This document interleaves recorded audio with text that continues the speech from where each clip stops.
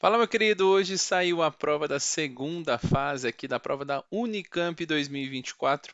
E a gente acabou de receber a prova e vai trazer para você as resoluções delas e as respostas esperadas nesse segundo dia de prova aqui da Unicamp segunda fase. Espero que você tenha ido bem. Manda seus comentários aqui se você achou a prova. Achei uma prova exigente nesse começo. Ainda não vi todas as questões, mas uma questão que tinha um texto aqui sobre empuxo, também falava sobre força elástica. Eu espero que você tenha acertado esses itens aqui dessa questão número 9, a primeira de física da segunda fase da prova de exatas aqui da Unicamp. Bora lá então, ó. Então, antes de, se você puder, se inscreve aqui no canal, nos ajude cada vez mais a chegar a tanta gente. Ele está falando do livro O Velho e o Mar de aí você me complicou com esse nome aqui, mas esse autor, ele publicou em 1952, ele relata a pesca de um peixe de mais de meia tonelada pelo velho Santiago. Após abater o peixe, Santiago pensou: mesmo que fôssemos dois homens e virássemos para pô-lo cá dentro e esvaziássemos o barco, nos afundaríamos com o peso.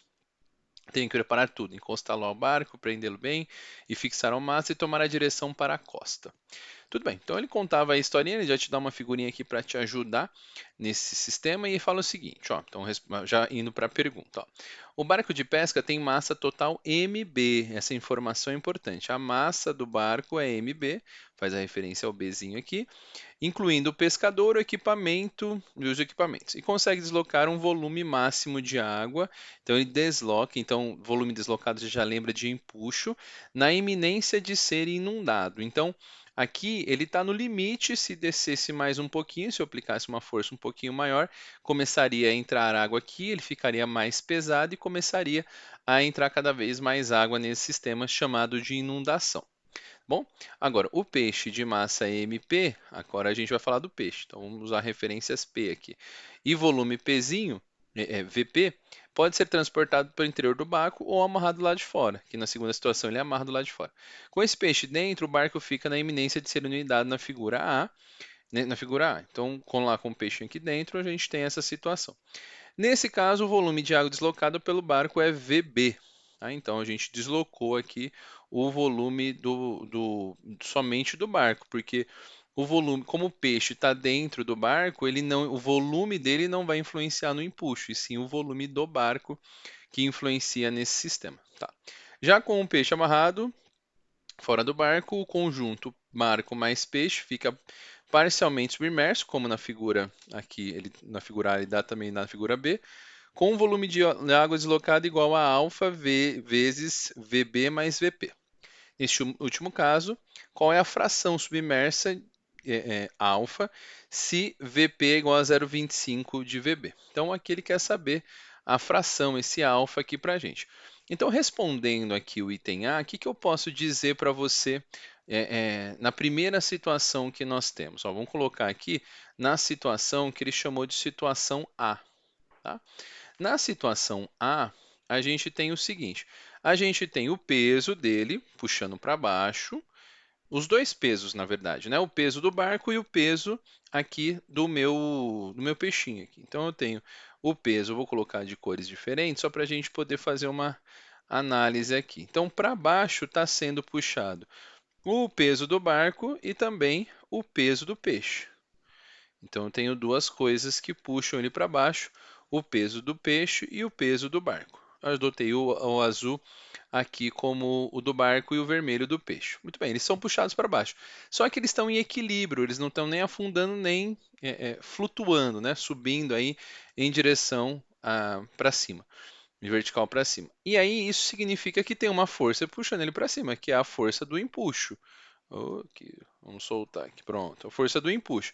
Essa força do empuxo aqui, ela vai ser graças à ação do volume deslocado, que no caso, na primeira situação, só o volume do barco. Então nós podemos escrever que na primeira situação, veja se você concorda com isso, ó, que o peso do peixe mais o peso do barco é igual ao empuxo causado aí pelo barco. Esse E aqui eu vou chamar de EA, só para a gente diferenciar da situação B. Bom, na situação então B, que é esse caso aqui, na situação B, a gente tem um tema um pouquinho diferente. Por que a gente tem um tema um pouquinho diferente? O sistema barco e peixe continua recebendo duas forças para baixo, que são a força do peixe e a força aqui do barco. Aqui eu vou inverter, né? Porque o do peixe a gente falou que é o vermelho, né? Então vamos colocar ele aqui, o vermelho, e o do barco aqui. O sistema causado aí pelos dois tem essa situação. Então aqui é o peso do barco e aqui o peso do peixe. Muito bem. Só que o que que vai, aqui é do peixe, o que que vai levantar e fazer esse na segunda situação ele não afundar? Eu vou ter que ter um empuxo do sistema, né? O sistema deslocado como um todo, eu vou chamar ele de EB. Então eu vou chamar essa segunda, isso não é do E do barco, tá? É o E, é o empuxo da situação B. Empuxo da situação B. Muito bem. Então, nesse caso, nessa segunda situação, a gente vai ter o peso do peixe mais o peso do barco, mais a segunda situação, que é o E do B aqui da situação 2. Só que esse empuxo aqui, eu vou chamar a sua atenção que esse empuxo, na primeira situação, ele vai ser a densidade da água, que é a densidade do líquido, vezes o volume só do barco, tá? Porque o que se desloca aqui, a água, o volume deslocado é apenas o volume do barco, vezes a gravidade. Então, isso daqui, ó, que eu vou circular aqui para você, é o empuxo da situação A. Tudo bem? A gente já vai usar essa informação já já.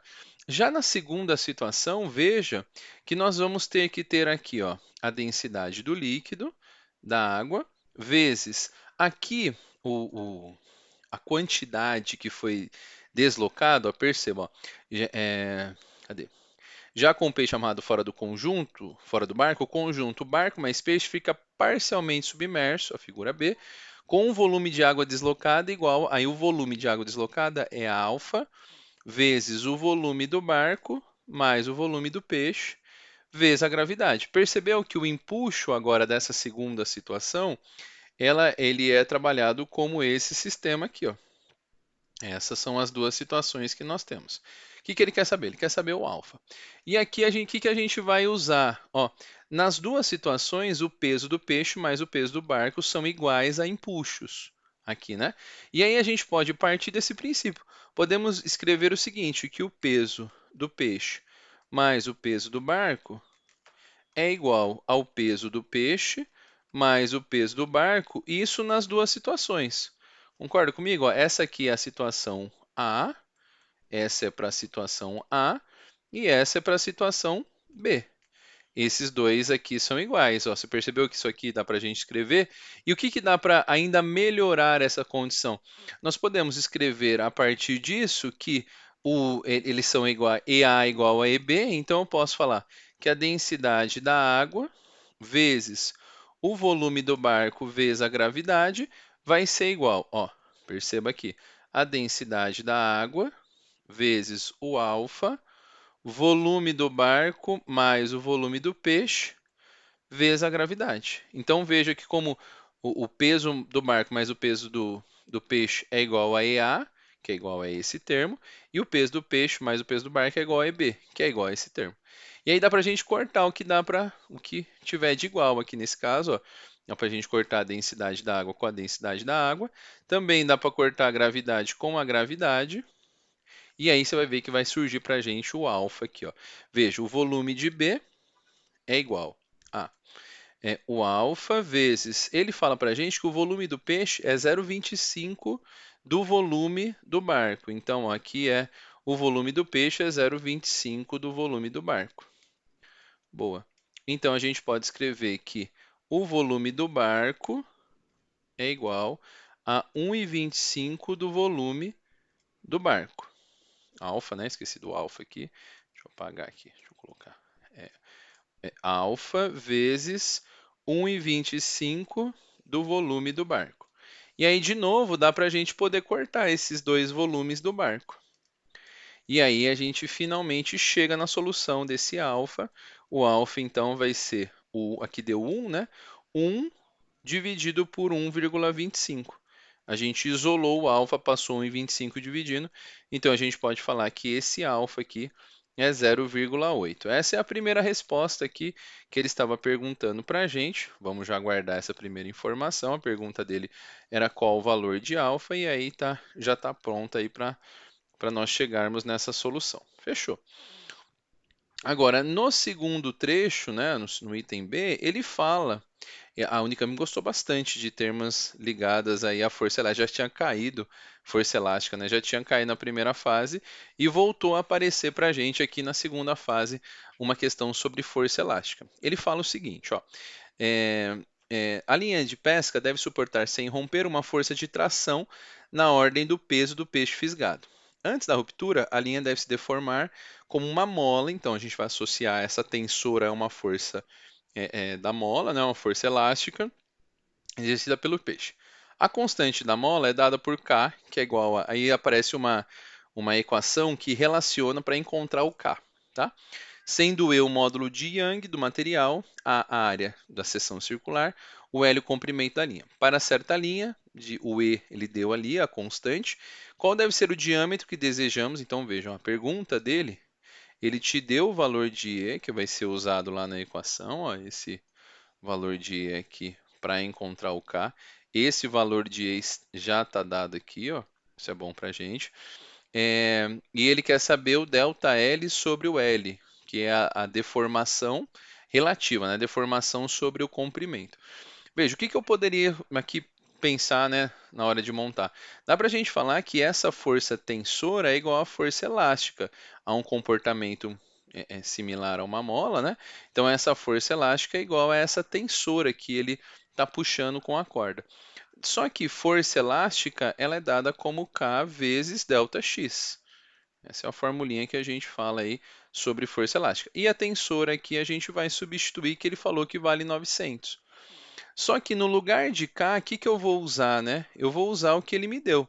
Deixa eu fazer uma marca aqui, deixa eu ver se vai caber aqui. Vamos fazer uma marquinha só para diferenciar uma da outra aqui. E no lugar de K, o que, que eu posso escrever nesse caso, né? Eu posso escrever a equação que ele me deu. A equação que ele me deu, ele me fala que é E vezes A sobre L. E aí a deformação que ele chama, não chama de ΔX, ele chama de ΔL. Isso é igual à tensora. Então veja, o que que ele fez aqui para a gente chegar nessa solução. Aqui tem uma passagem interessante para a gente. A gente sabe que força elástica às vezes fala como Kx ou K delta X. Nesse caso ele fala que a deformação é delta L. Então por isso que eu fiz essa substituição no lugar de delta X, eu substituí por delta L. E no lugar de K, que é a constante da mola, eu substituí o E vezes A sobre L, que é isso aqui, ó. Esse termo que está aqui, ó, esse terminho aqui, é a constante elástica que ele me deu aqui no enunciado. Muito bem. E aí, o que que dá? O que que a gente vai fazer? A gente quer descobrir qual que deve ser o diâmetro, né? O diâmetro da linha. Então, está associada à área dele aqui. Então, veja, ó, o que que eu tenho? Eu tenho que E, que é 9 vezes 10... Não, 9 não. 3 vezes 10 a 9. Tá? 3 vezes 10 elevado a 9, esse é o valor de E, vezes 10 elevado a 9, vezes a área. E aqui tem uma grande sacada, tá? Que é o quê? É falar que ΔL sobre L, isso é 10% do valor. E 10% é 0,1. Não sei se você sabe disso, né? 10% de um sistema é a mesma coisa que 10 sobre 100. Então, esse valor aqui dá 0,1. A gente vai substituir isso aqui por 0,1. E aqui a gente tem que a tensora vale 900. Boa. Então, veja, vamos fazer uma outra substituição. Então, a gente coloca aqui 3 vezes 10 a 9. Aqui eu uso a área, ele falou que é uma área de uma circular, uma área de uma circunferência reta. Então, é π vezes o raio ao quadrado. Essa é a área aqui que a gente está estudando. O ΔL sobre L, esse termo aqui, ó, ΔL sobre L, é o valor que a gente achou aqui, ó, 10%, que é o 0,1. Então, isso aqui é 0,1. Vezes aqui o 900. Vezes não. É igual a 900. Muito bem. Então, agora que ele fala no começo da prova, para a gente adotar que π vale 3, tá bom? Então, aqui a gente já vai usar esses valores. Então, para a gente achar o valor de R, deixa eu puxar um pouquinho só para baixo, aliás, arrastar um pouquinho aqui para cima para caber bonitinho aqui para você. Para a gente achar o valor de R, ó, vamos isolar o R quadrado. Eu vou pegar o 900 que está ali em cima, 900, dividido por tudo que está junto do R quadrado. Ó. Aqui vai dar 3 vezes 10 elevado a 9, vezes 3, vezes 0,1. Boa. Então, o meu R ao quadrado, vou colocar agora tudo base 10, tá? 9 vezes 10 ao quadrado, tudo isso, dividido aqui, 3 vezes 3 dá 9, vezes, aí, quando a gente faz esse cálculo, dá 10 elevado a 9, 10 elevado a menos 1. Então, 10 à oitava aqui, certo? Ó, o 3 vezes 3 deu 9, já cortou. Podemos cortar esse valor, né? E aí a gente chega que R ao quadrado é igual a 1 vezes 10 a menos 6. 1 vezes 10 elevado a menos 6 aqui como resultado que a gente encontrou nessa solução. E se o R vale 1 vezes 10 a menos 6, vou dar uma apagadinha aqui para caber nesse termo, a gente descobre que o R ao quadrado, deixa eu fazer aqui, o R ao quadrado é 1 vezes 10 a menos 6, então o R dá 1 vezes 10 elevado a menos 3. Tirei a raiz quadrada dos dois lados aqui. Com esse resultado, se o raio é 1 vezes 10 a menos 3 metros, o nosso diâmetro é o dobro disso. Então, o diâmetro dessa, que a pergunta dele é o diâmetro, é 2 vezes 10 a menos 3 metros, ou seja, o diâmetro dessa linha aí que ele está estudando, né, vale para nós 2 vezes 10 a menos 3 ou 2 milímetros. Ele não impôs para a gente qual que é qual a unidade, né? Então tá aqui, tá tudo certo. 2 milímetros de diâmetro tem essa linha para que ele possa aí fazer a sua respectiva análise. Tudo bem? Então, a resposta que nós estávamos procurando eram duas. A primeira, calcule qual que era o valor de alfa para que a gente encontre esse valor sem problemas. Para que a gente tenha situações descritas aí no desenho, nos desenhos A e B. E a segunda situação, ele pede para que você calcule qual que é o diâmetro de uma linha obedecendo à equação da força elástica. Bom, então, a partir disso a gente chega nessa conclusão. Eu espero que você aí tenha entendido o processo. Ficou com alguma dúvida? Deixe seus comentários aqui para a gente poder tentar te ajudar e chegar na solução desses exercícios. Se não, estamos juntos. Espero que você tenha entendido. A gente vai resolver os exercícios aqui na prova de física, na parte de exatas. Grande abraço e até a próxima. Valeu!